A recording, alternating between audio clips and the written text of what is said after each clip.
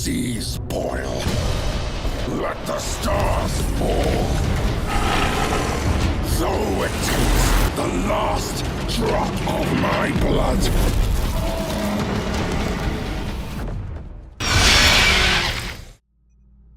Bonjour à toutes et à tous et bienvenue à bord du vaisseau Les Chroniques du Commandeur, où aujourd'hui on va attaquer ensemble l'édition Commander Warhammer 40 000 avec le capitaine Ragen aux commandes du vaisseau amiral. Merci pour cette introduction, Astartes. Et non, vous ne rêvez pas, Wizards a bien fait un partenariat avec Game Workshop et il en est sorti 4 préconstruits ainsi que plusieurs Secret Lair.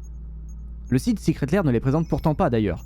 On pourrait supposer qu'il s'agit d'une fuite assez importante, comme si l'apparition des Secret Lair avait été programmée beaucoup trop tôt. Le lien de la vidéo est en description si vous voulez voir tout ce qui va arriver, mais ça reste globalement ce qu'on peut attendre d'un Secret Lair. 1 à 2 cartes intéressantes, et tout le reste sans importance pour le jeu. Revenons maintenant aux produits phares et plus accessibles pour le commun des mortels, les préconstruits. Vous avez ici 4 préconstruits ayant pour thème les tyrannides, le chaos, l'inquisition, et enfin les nécrons. Ces packs contiennent 100 cartes chacune ayant pour thème l'univers de Warhammer 40 000, un compteur de points de vie, des jetons, et une boîte pour ranger votre deck, qui est d'ailleurs assez grande pour mettre l'intégralité du deck avec des protège-cartes. L'ensemble est assez cool, on aurait évidemment aimé avoir des protège-cartes sur le thème du pack en plus, mais bon, c'est déjà bien comme ça. Chose notable, nous n'avons pas juste des nouvelles cartes avec une illustration liée à l'univers futuriste, mais bien 100% de ces cartes, originales, comme pour les rééditions. Mon coup de cœur de l'extension va évidemment aux 4 Sol Ring réédités en version Warhammer, avec 4 illustrations propres aux races des préconstruits. Vous pourrez également retrouver les tours de commandement qui sont dans ce même style. Le travail de collaboration est assez énorme.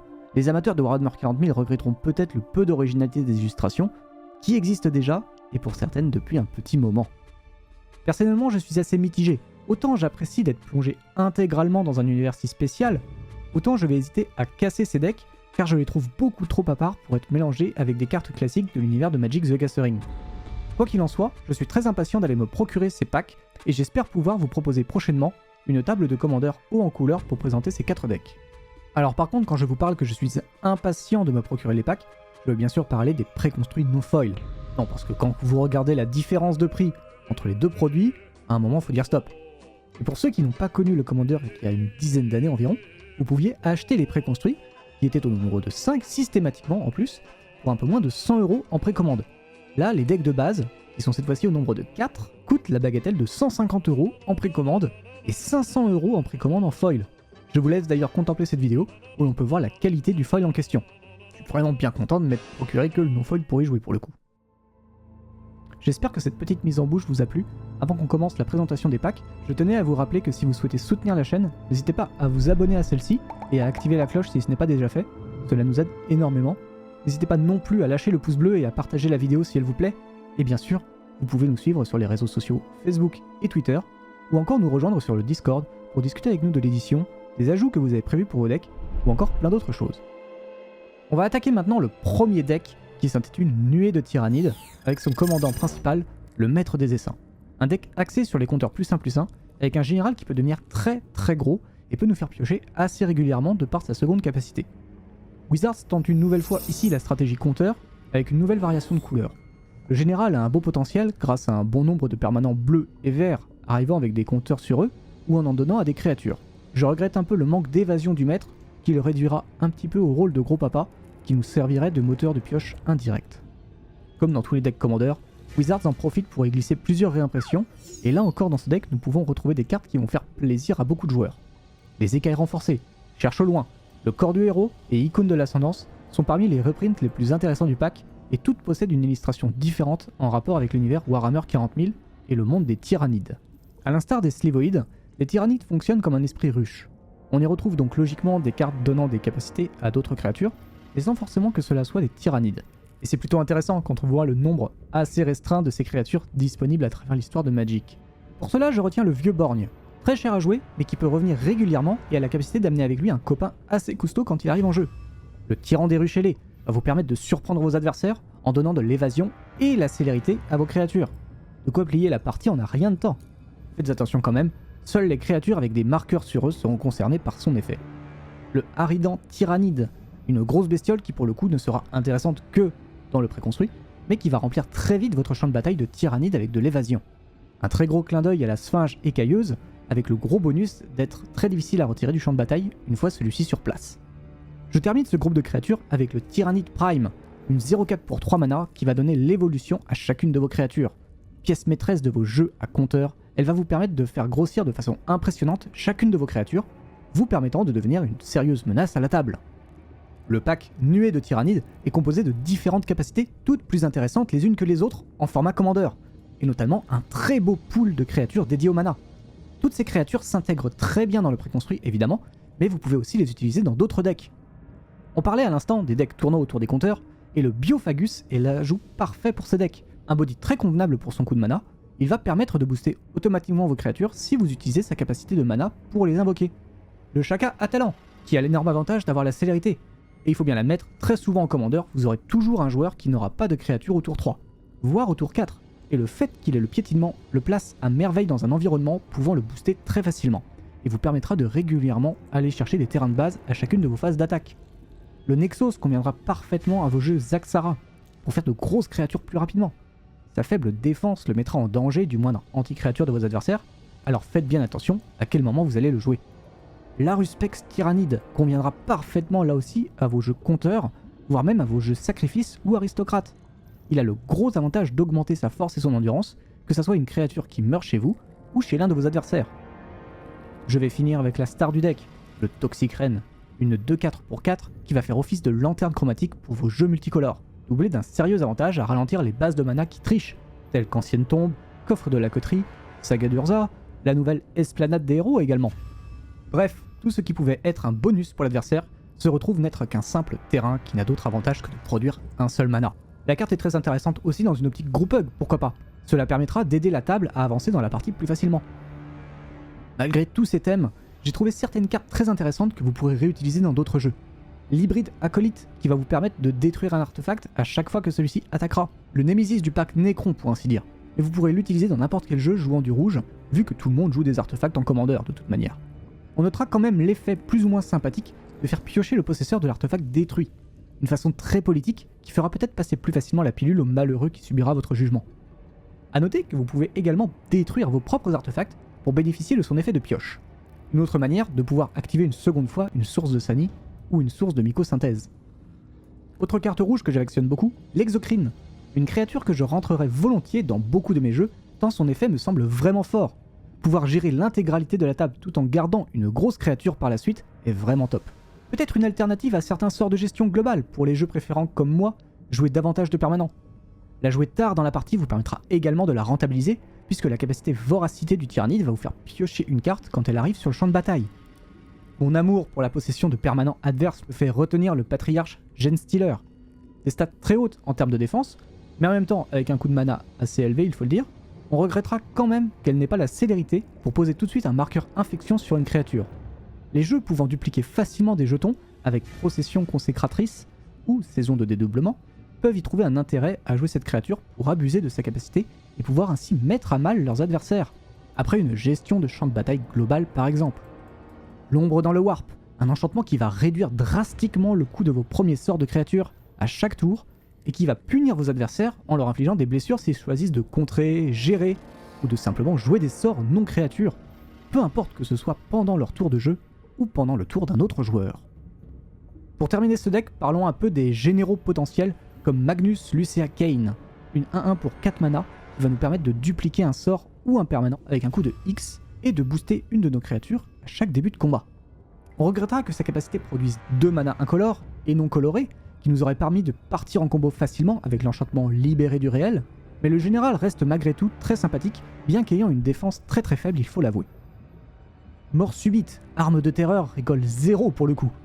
Ce Tyrannide avec le flash va vous permettre d'enfin réaliser votre rêve inavouable, faire un deck commandeur tribal boule fulgurante. Enfin un général qui va nous permettre de mettre des tatanes de 12 points de dégâts pour presque rien. Elle possède 2 capacités d'évasion vraiment fortes pour le coup. Le flash, qui va vous permettre de bloquer une créature adverse, même si votre adversaire va vous voir venir de très très loin, et la célérité, qui vous permet de la poser, puis ensuite d'attaquer et de mettre 6 points de général d'un coup. Un tribal original qui ravira les joueurs n'ayant pas trop de patience, ou qui veulent faire des parties de commandeur courtes, car ils trouvent que c'est trop long de jouer à 4 autour d'une table. J'en ai terminé avec le préconstruit Nuée de Tyrannide, qui pour moi est un deck Très intéressant de par les nouvelles cartes, mais aussi de par ses réimpressions. Il possède beaucoup de choses qui peuvent s'intégrer dans d'autres packs, et les généraux proposent des mécaniques à la fois nouvelles et originales qui conviendront à beaucoup de personnes, je pense. Reste que l'on retrouve encore une fois une stratégie compteur qui existe de différentes manières dans l'histoire de Magic, et je trouve que c'est un petit peu dommage de la revoir dans un pack Commander. Attaquons maintenant le second pack Commander, et non des moindres, celui dédié aux Nécrons, la dynastie Nécron. Il faut savoir que sans vraiment avoir joué à Warhammer 40 000 à une époque, j'adorais les Nécrons pour leur côté cyberpunk très prononcé. Le mélange acier sombre plus le vert flashy néon, et le design des figurines était magnifique pour moi. Et j'étais donc hyper impatient de voir quel général allait arriver dans ce pack. Et puis j'ai vu Zarek. Ok, la capacité est intéressante, mais quand même, on a là dû réchauffer en termes de design, et j'étais vraiment déçu quand je l'ai vu. Mais avec la liste complète maintenant sous les yeux, mon regard a drastiquement changé concernant ce préconstruit. D'abord les reprints. On le sait à Magic, et plus particulièrement en Commander, c'est le mana qui fait la loi, et les artefacts à mana sont primordiaux quand vous construisez votre deck. Or là, Wizards nous en réédite beaucoup, et des très bons en plus. Lotus doré, soleil emprisonné, pierre de l'esprit, d'autres artefacts très bons et recherchés également, comme l'Atlas infini, l'acier sculpteur, ou encore la forge mystique, qui est jouée dans d'autres formats comme le Legacy. Des cartes noires également, comme Obscurité et Mort Vivante notamment, 2 cartes peu rééditées dernièrement et beaucoup jouées en Commander et ailleurs. Les reprints sont d'excellente qualité dans ce préconstruit, c'est peut-être même là où vous retrouverez le plus de choses qui s'intégreront dans vos jeux. Les Nécrons sont des artefacts, et à l'instar des Tyrannides, ils fonctionnent en symbiose. Il est tout naturel donc de retrouver des cartes qui impactent vos autres artefacts, comme le Cryptocerf et le Seigneur Scorpec. Le premier va donner la défense talismanique à vos créatures artefacts, et le second va booster leur force. 2 cartes à mettre absolument dans vos jeux aggro-artefacts. Si vous aimez les stratégies un peu aristocrates, le Psychomancien couplé au Chronomancien sera parfait dans ce genre de stratégie. Les 2 créatures possèdent également de l'évasion, si jamais vous avez besoin d'attaquer plutôt que d'utiliser leur capacité. Wizards a également édité une gestion globale non-artefact, leur nom est la mort. Un poil moins cher que Tout n'est que poussière, mais elle sera auto-inclue dans vos jeux artefacts noirs. Gros clin d'œil à la carcasse protéenne, le Technomancien, qui lui va vous permettre de récupérer des créatures artefacts dès son arrivée en jeu. Sa faible défense peut peut-être être un atout, et ainsi se tutoriser facilement. N'hésitez pas en commentaire à me dire si vous voyez un moyen de faire de la belle magie avec cette créature, et si vous voyez également un moyen de la faire arriver beaucoup plus tôt sur le champ de bataille. L'araignée Canoptech ne devrait pas rester très longtemps sur le champ de bataille malheureusement, mais si jamais elle n'est pas gérée, c'est un sacré moteur à pioche que vos adversaires vous donnent là. Wizards a bien souligné créature artefact dans le texte pour éviter que l'araignée ne soit trop dégénérée, mais je pense que même là, on peut trouver suffisamment de créatures pour rentabiliser assurément sa capacité. Je termine avec le Tétrarque Nécron, une créature avec une bonne défense qui lui permettra de rester très longtemps sur le champ de bataille. Et ça tombe bien, car sa capacité à engager des artefacts pour diminuer les points de vie de notre adversaire est formidable, mais nécessite qu'il reste un petit peu de temps en place pour impacter sérieusement la partie. Le noir rime très souvent avec la mort et le cimetière, et Wizard nous propose un terrain assez sympathique pour ce genre de stratégie, la forteresse Nécropole. Très chère à activer, elle va vous permettre de renvoyer sur le champ de bataille une créature depuis votre cimetière. Beaucoup de conditions pour activer cette forteresse, notamment les 5 manas, mais la créature arrivant dégagée, je ne doute pas un seul instant que cela en vaudra la chandelle. La convergence de domination.